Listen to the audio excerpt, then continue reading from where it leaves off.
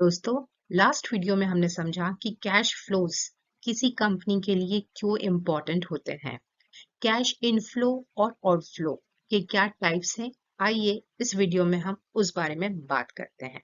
जैसा कि हमने लास्ट वीडियो में डिस्कस किया कि कैश फ्लो ऑपरेटिंग एक्टिविटीज से हो सकते हैं, इन्वेस्टिंग एक्टिविटीज से हो सकते हैं और फाइनेंसिंग एक्टिविटीज से हो सकते हैं। तो ये बेसिकली इनफ्लो और आउटफ्लो कैसे आइडेंटिफाई किए जाए, आइए इस वीडियो में हम डिस्कस करते हैं। सबसे पहले ऑपरेटिंग एक्टिविटीज से रिलेटेड इनफ्लो एंड आउटफ्लो, यानी कि क्विक एग्जांपल से हम समझें। आप जब अमेज़न से गुड्स की डिलीवरी लेते हैं तो आप एक कैश प्राइस पे करते हैं और ये ट्रांजैक्शन अमेज़न के लिए सेल्स ट्रांजैक्शन है। उसी तरह से अमेज़न जब इस तरह से गुड्स सेल करता है तो टैक्सेस पे करता है अपने प्रॉफिट्स पे। तो अल्टीमेटली सेल ऑफ गुड्स से कंपनी को कैश इनफ्लोज जनरेट होते हैं और टैक्सेस पे करने पर कंपनी के लिए कैश आउटफ्लोज जनरेट होते हैं। ये हुई ऑपरेटिंग एक्टिविटीज की बात। अब बात करते हैं नेक्स्ट सिनेरियो की कि क्या cash inflows and outflows regularly होते हैं 24/7। जी हाँ, अगर कंपनी इन इनफ्लोज और आउटफ्लोज को इनकर नहीं करेगी तो कंपनी सरवाइव नहीं कर सकती। इसलिए कंपनी के लिए ऑपरेटिंग एक्टिविटीज 24/7 चलती रहती है। सिनेरियो 2 पे आते हैं, जहां पर हम समझें कि मिस्टर मनु है और मिस्टर मनु ड्राइवर है। उन्हें ट्रक चलाने का बड़ा शौक है और उसी को उन्होंने अपना प्रोफेशन बना लिया है।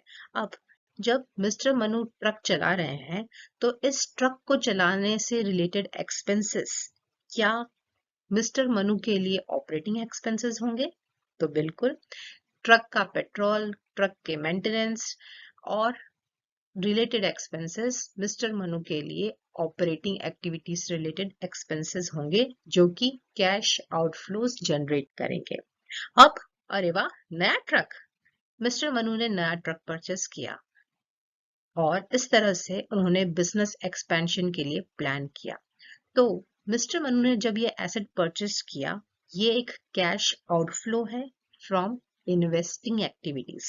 जी हाँ दोस्तों, जब जब कोई भी कंपनी, कोई भी बिजनेस ओनर एसेट्स में इन्वेस्ट करता है तो वो कैश आउटफ्लो रहा इन्वेस्टिंग एक्टिविटीज से।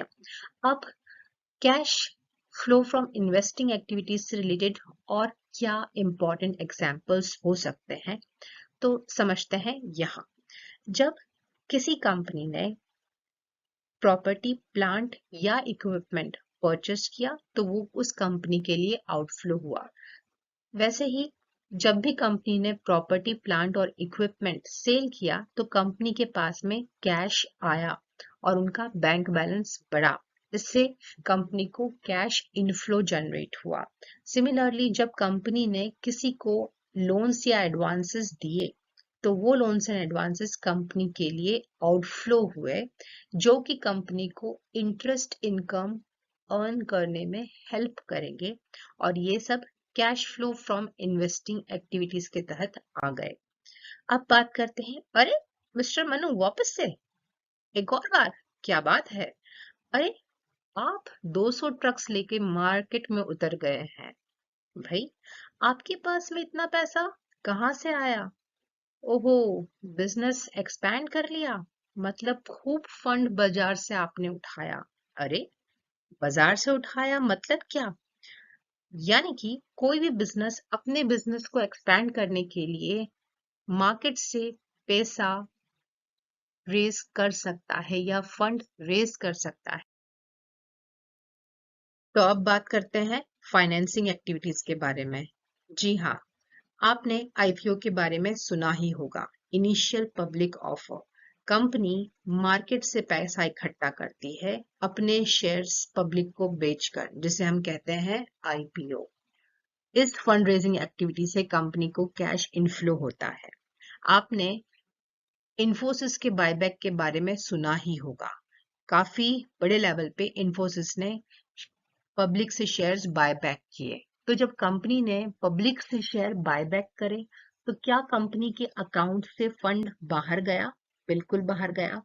जब कंपनी बायबैक करती है मार्केट से, तो इस एक्टिविटी को भी फाइनेंसिंग एक्टिविटी में क्लासिफाई किया जाता है और ये भी कंपनी के कैश फ्लो स्टेटमेंट में प्रेजेंट की जाती है। तो उम्मीद करते हैं आपको ये वीडियो जरूर पसंद आया होगा। कमेंट बॉक्स में अपना कमेंट जरूर ड्रॉप कीजिएगा। Thank you.